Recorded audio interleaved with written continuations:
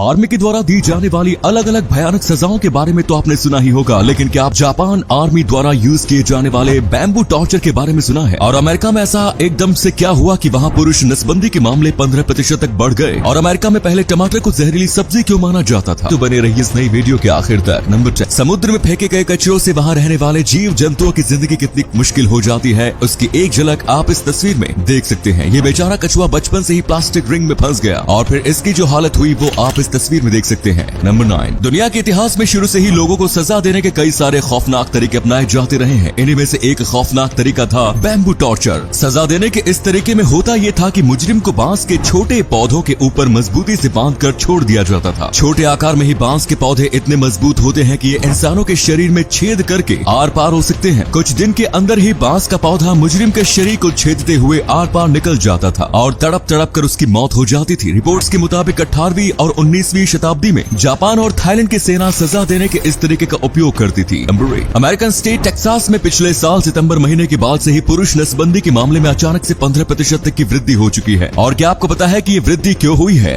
ये इसलिए हुई क्योंकि 1 सितंबर 2021 के बाद से टेक्सास में अबॉर्शन पर बैन लगा दिया गया। अबॉर्शन बैन लागू होने से पहले लोग बेफिक्र होकर अपनी जिंदगी एंजॉय कर रहे थे, लेकिन अब इस नियम के लागू होने के बाद उन्हें ये एहसास हो गया कि अब अगर उनकी वजह से कोई महिला प्रेग्नेंट हुई तो फिर उनकी जिंदगी की भी वाट लग सकती है। बस इसीलिए पुरुष नसबंदी के मामले में वहाँ इतनी बढ़ोतरी देखने को मिल रही है। इसी कमाल के फैक्ट पर प्लीज वीडियो को लाइक कर दीजिए। नंबर 7, आज के समय में टमाटर के बिना दुनिया का लगभग हर किचन अधूरा है। लेकिन आपको जानकर हैरानी होगी कि यूरोप में एक समय ऐसा भी था जब टमाटर को पॉइजन एप्पल माना जाता था। मूल रूप से अमेरिका में पाए जाने वाले टमाटर को 16वीं शताब्दी में यूरोप लाया गया था और तब यूरोप के कई देशों में इस फल को अनहेल्दी और विषैला माना जाता था। ज्यादातर लोग इसे खाने से बचते थे और कुछ लोग इसे खरीदते भी थे, तो भी बस टेबल की सजावट के लिए। कई दशकों बाद आखिरकार 17वीं और 18वीं शताब्दी में आकर ही लोगों ने टमाटर को खाने के रूप में एक्सेप्ट किया। नंबर 6, मिजोरी के रहने वाले एक अमीर किसान और डेमोक्रेटिक पार्टी के कट्टर समर्थक वैलेंटाइन टेम्पले ने कसम खाई थी कि अगर अब्राहम लिंकन अमेरिका के राष्ट्रपति बन गए तो वो अपनी पूरी जिंदगी कभी भी अपनी दाढ़ी शेव नहीं करेंगे। वर्ष 1861 में अब्राहम लिंकन अमेरिका के राष्ट्रपति बन गए और अपना वादा पूरा करते हुए वैलेंटाइन टेम्पले ने भी शेविंग करना छोड़ दिया। लिंकन की मौत के बाद भी उन्होंने अपनी दाढ़ी शेव नहीं की थी। इनफैक्ट वो अपनी मौत तक अपने वादे को निभाते रहे और वर्ष 1910 में जब उनकी मौत हुई तो तब उनकी दाढ़ी की लंबाई 12 फीट हो चुकी थी। नंबर 4, कचरे के ढेर से दुनिया के लगभग सभी देश परेशान है, लेकिन जापान नहीं। जापान कचरे के ढेर का उपयोग एक अलग ही काम के लिए करता है। इस देश में जो भी कचरा जलाने लायक होता है और जिसके जलने से एयर पोल्यूशन कम से कम पैदा होता है, जापान उन कचरों को जला देता है और फिर उससे बनी राख का उपयोग मिट्टी के रूप में करते हुए लैंड रिक्लेमेशन यानी भूमि सुधार में किया जाता है। कचरे को जलाकर उससे बनी राख से समुद्र के किनारे को भरते हुए जापान अब तक लगभग 250 स्क्वायर किलोमीटर लैंड क्रिएट कर चुका है।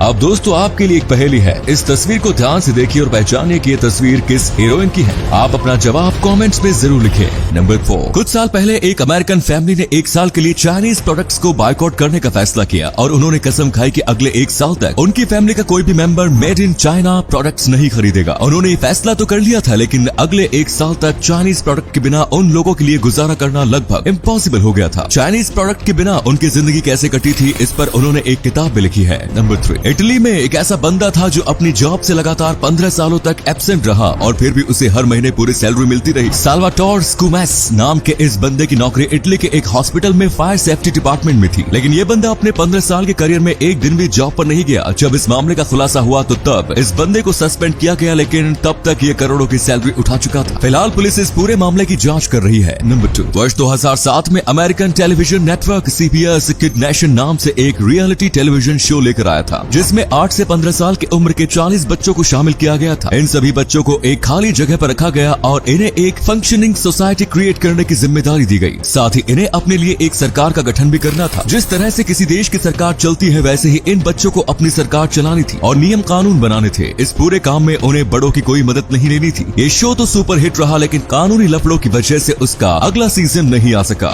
नंबर 1, जापान में जब कोई बंदा पुलिस से अपनी कार लेकर भाग रहा होता है तो तब पुलिस वाले उस कार के ऊपर पेंट बॉल फायर करते हैं। अब आप सोच रहे होंगे कि भागने वाली कार पर पेंट बॉल फायर करने का क्या फायदा? तो इसका फायदा ये होता है कि पेंट बॉल कार से मजबूती से चिपक जाता है और ये आसानी से रिमूव भी नहीं होता। ये बंदा अपनी कार को लेकर जिधर भी जाए उधर की पुलिस पेंट बॉल देखकर ये पहचान जाती है कि बंदा पुलिस से भाग रहा है और फिर उसे उसी वक्त पकड़ लिया जाता है। तो ये थे कुछ अमेजिंग फैक्ट्स। वीडियो को शेयर जरूर करें दोस्तों, ताकि आपके दोस्त और जानने वाले भी जान सके कि आप कितने नॉलेजेबल वीडियोस देखते हैं।